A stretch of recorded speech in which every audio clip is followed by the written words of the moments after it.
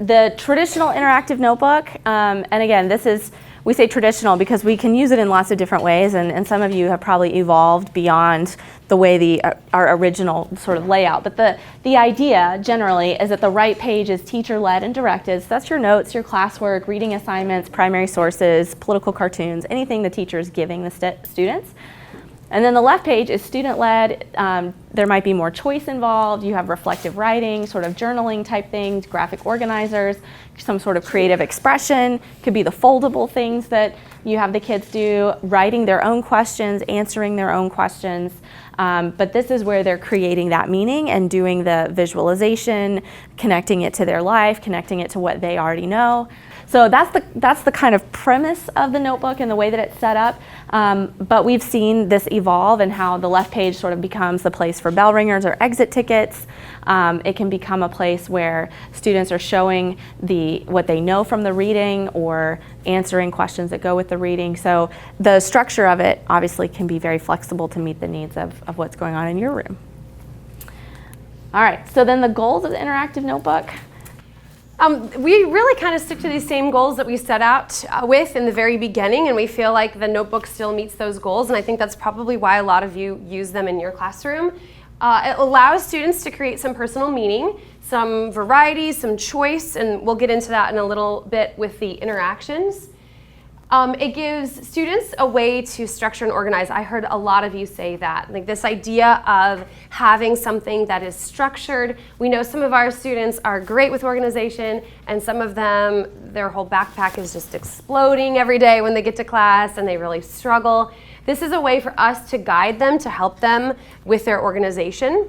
I remember before, using the interactive notebook when I taught standard world geography. I had ninth graders. They would literally get a piece of paper that we would work with in class that day, and I would watch them take it and just shove it into the bottom of their backpack when we were done that day. And I remember feeling like, why do I even do this? You know, there's no connection to what we just did that day. It's literally just shoved into the bottom of a backpack. So I knew I needed to do something better to try to create some organization for them so that that's not what happened with our learning every day. It just gets shoved in the bottom of a backpack and forgotten forever. Also, as several of you mentioned, this idea of everything that's going to be on the quiz or test is within this section of the notebook. That holds them accountable, that this is what can be studied, but also gives them some empowerment. Rather than feeling like, well, I don't even know what's going to be on this quiz, or I'm so lost. I know what's going to be tested. I've got it right here. I can study from this. And then finally, a lot of you also mentioned this as well. This creates a great structure for showing students how to study, not only in your class, but in other classes as well. And for me, that's kind of what I'm hoping, that today will be a part of us sharing some study strategies we've taught our students. I've come up with more as the years have gone on. I have a new highlighting method that I use called the stoplight method that we can talk about later as well, that I have found to be really, really helpful. And the notebook really lends itself well to that. And I heard some of you mention the study guides, because that was my frustration, is you make all these copies, you have the kids take all these notes, and then they just want the study guide, and that's all they study is the study guide. And I'm like, why did you take all those notes? Like, why did I make all those copies? Like, why? And so that's been the best part of saying, it's in your notebook, I don't have to make a study guide, I don't have to check a study guide, I don't have to grade it. And really, that's authentic, right? Because when they get to college, when they're beyond grade school, there's no study guide. Like, you study your notes. Like, that's why we take notes. Like, that's the point, right? So I think that's been a powerful thing in my classroom, of just kind of weaning them off the study guide piece and just saying, your notes, that's why we take notes.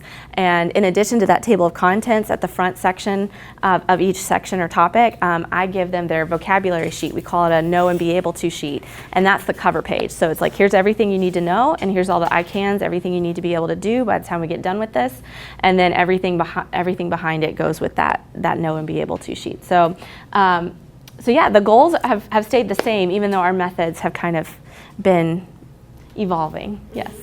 All right, and then values of the interactive notebook. We really use it for formative assessment. It's a great way to check in, and we can talk about that a little bit later when we talk about grading practices. The one-on-one interaction that students have with the information. It's a great opportunity for modeling study techniques because a lot of our kids, again, they think repetition is the way to study. So by us giving them ideas of, okay, well, try these are your two options for the left page. Try these two ways of studying, or try these two methods. Has really helped us kind of model what we expect them to do with that information when they leave the classroom. And then differentiation by giving them choice is great as well. Because that's always hard. You can't really come up with a separate lesson plan for all these different pockets of kids, but giving them those choices.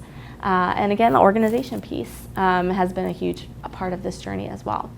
And I'll just say on the piece with differentiation, when I was teaching a standard class with a lot of inclusion students, I had students who did not speak English very well, and it was an awesome tool for me to say, all right, everybody's getting the same left page. We're all getting the same piece of information to work with. But this group of students, they're accelerated. They're ready to move on to something else. Your interaction on the left side is going to be this. This group of students, maybe you're doing the same thing, but you're doing less of it. With another group of students, we might be working literally on basic vocabulary related to that right side. And it's a really great way to show that every kid is getting the same information, but they're interacting with it in a way that is accessible for them. And so it's a great way to show when you're getting observed, or if parents have questions or whatever, you can say, I've built in a way to differentiate for the various learners in my classroom, and it's not where I have to make 7 lesson plans for the same class, because we know that's not realistic. And I remember being in college, quite a while ago now, but remember thinking, how am I ever going to differentiate for all my students?